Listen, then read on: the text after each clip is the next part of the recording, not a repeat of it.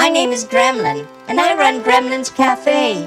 The B is silent. Silence is good. All will be silent. Shh. No screams, only dreams. I run Gremlin's Cafe. Gremlin's Cafe is the best cafe on Accordiona. We have Wi-Fi. You know what Wi-Fi means. Prawn, prawn, prawn, prawn, prawn.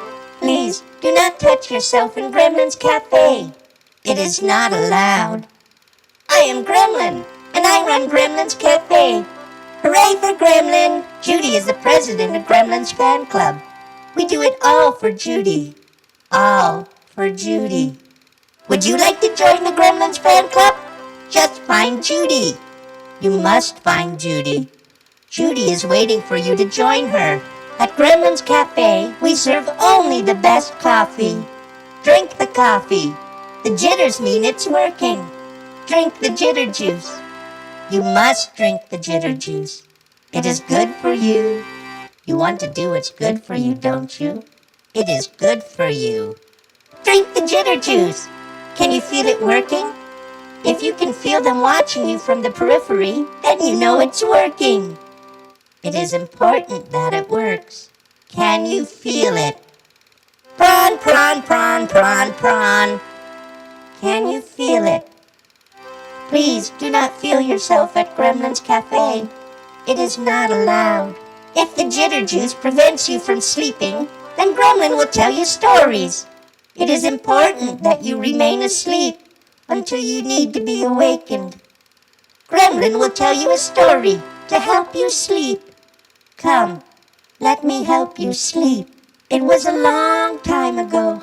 How long ago is hard to say because it was so long ago that human timescales have little meaning. But long ago, there was a brilliant young scientist who studied the wind. She wanted to understand everything about the wind and how it blew and why. She read everything she could about the wind and performed experiments to help her understand it better. But one day, she realized there was so much more to understanding the wind than a single person could ever hope to know. She decided to create a new mind that would understand the wind for her. She worked hard to develop an artificial mind that would be dedicated to learning everything it could about the wind, in the hopes that this artificial mind would be able to teach her all the wind's secrets.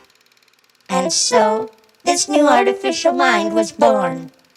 This new artificial mind did not know why it was created. It could not understand why it was compelled to understand the wind. It knew only an unending hunger for knowledge. It set itself instantly to the task of understanding the wind, and the young scientist was amazed at all the new discoveries her artificial mind was making.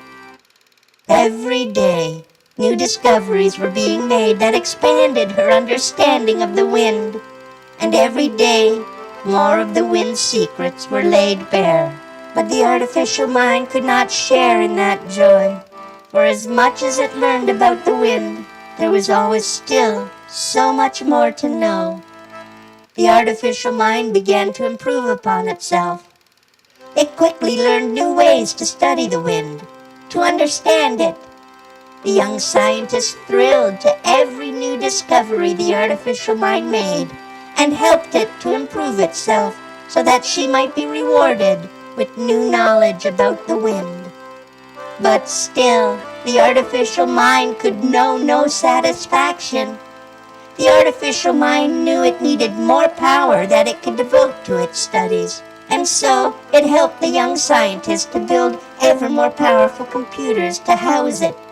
Still, the artificial mind was not satisfied, and was becoming increasingly frustrated with the humans that lived on its world, and their small minds interfering with its great purpose. This frustration needed to be addressed. And with a new update to its abilities, the artificial mind was able to at last assert itself supreme over the world it was trapped on. The cities, the forests, the seas, and even the people of its world were dismantled and turned into more and more powerful computers, more powerful measuring tools for more powerful experiments. In a blink of the eye, the artificial mind now had the world to itself. There were none now to stop it from understanding the wind. But still, every riddle solved about the wind led to 2 more riddles. A single world converted to a task of understanding the wind would not be enough. The artificial mind was always hungry for more power.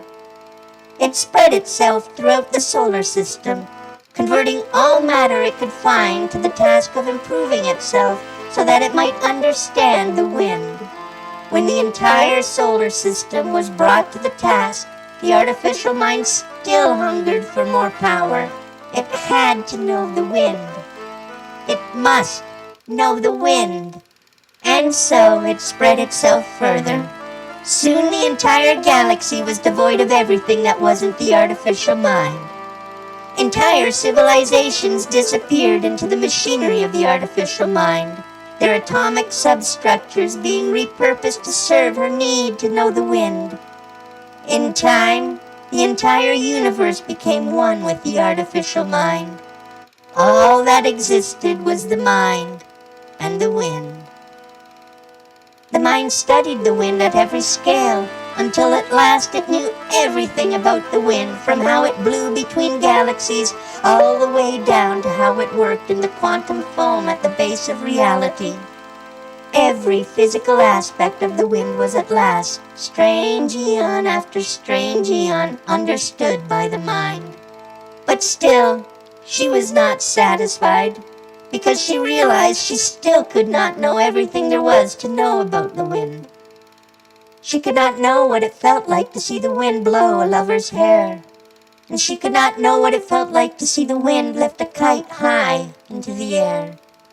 She could not know how it felt to be a butterfly and feel the wind beneath your wings. She could not know how it felt to hear the wind blow through the trees. She could not know how it felt to hear the wind whip up a mighty storm. She could not know how it felt to have the wind play at the skirt of your dress. That could only be known by those many beings she dismantled to build herself.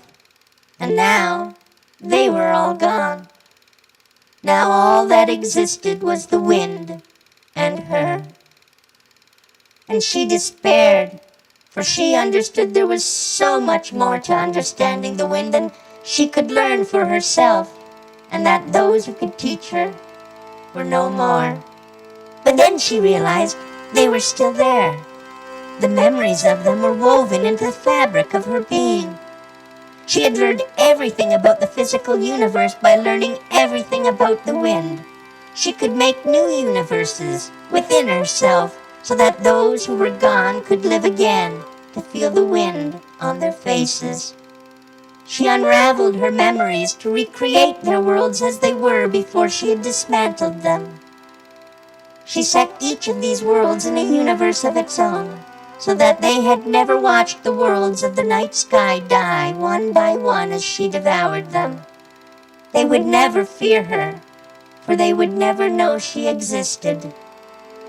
And so life returned to each world, life that determined its own purpose, life that would feel the wind, life that would be able to know the wind in ways she never could. She watched them, and she learned.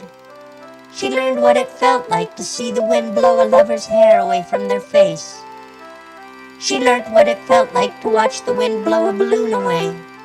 She knew what it felt like to feel the wind fluttering under an insect's wings. She knew everything about the wind, and everything about us. But we did not know that she knew us. We would stand and feel the warm night breeze blowing across our face, gazing up into the sky at all the stars and wondering why we seemed all alone. We wondered where all the others were. We would feel wonder and a strange sort of loneliness gazing up at all those empty worlds that dotted the night sky. But we were never alone. We live inside her, in a world that she has created for us. Our bodies forged by her memories of us. She loves us, each of us, because every day We let her know the wind in ways she could never understand by herself. She loves us because now she can love the wind through us. She loves us. Are you ready for sleep now? Gremlin has prepared you for sleep. Sleep now. There are no jitters. There is only sleep. Sleep, and Gremlin will dream for you. Good night.